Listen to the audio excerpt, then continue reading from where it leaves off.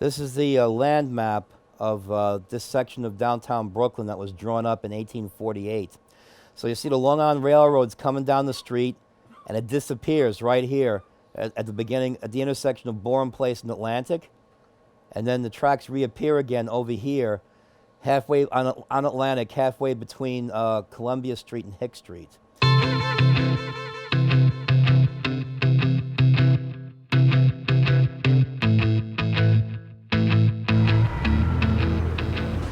My name is Bob Diamond.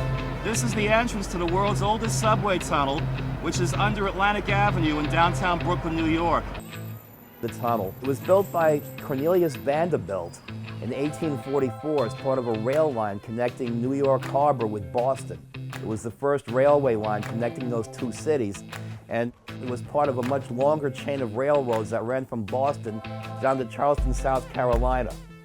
Basically, it was like the whole economy of the United States was involved with this one railroad line.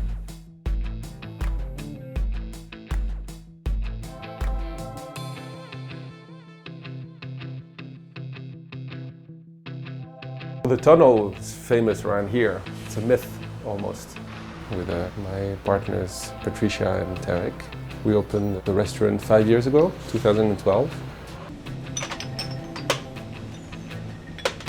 This room is formerly part of what we like to believe is the Atlantic Tunnel. When we took the space over 5 years ago, the gentleman who had the restaurant before us, when we walked through the first time, he said, you know, don't open this wall because it could be an access to the tunnel, but it's, you're better off not opening it. And then we were, as everyone in New York, struggling for space, and I think we always spoke about what if there's more space behind it. Just imagine, you know, you're a kid and you hear about secret passages and access to a forgotten world. And when someone tells you not to go in somewhere, you want to go in. So I was at home one night and I called Tarek, my husband, to ask to see where he was because he was unusually late.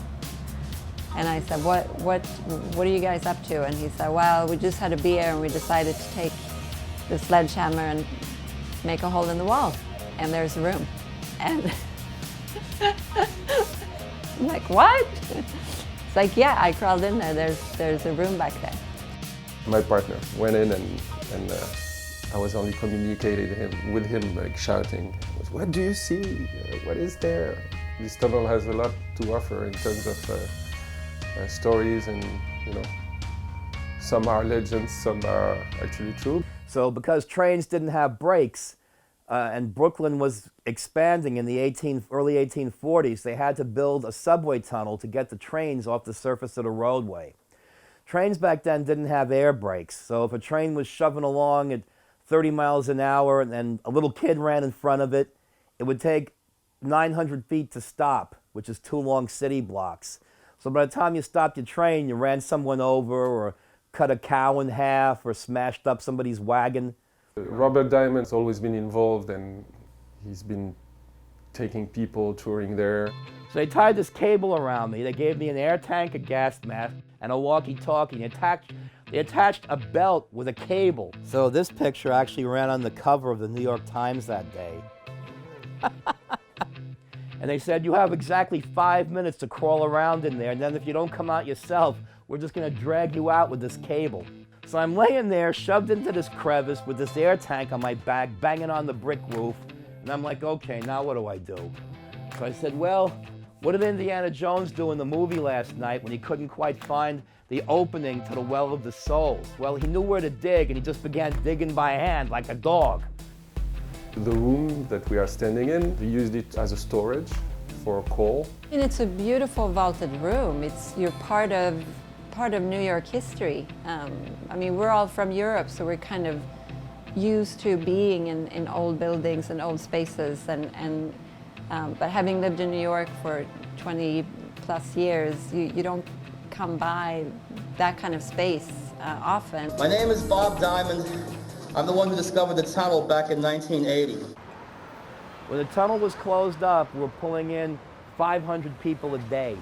We could do it again. I mean, I still get people calling here trying to get appointments for tunnel tours.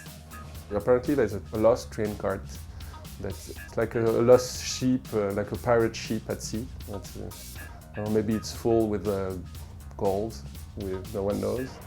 I'm hoping that some elected official will come along and stand up to the bureaucracy and tell them to open the tunnel up again, with whatever safety measures they think are necessary. I think it's very exciting. Anything that reminds us of our place in the present always helps with understanding where we're from, where we're going.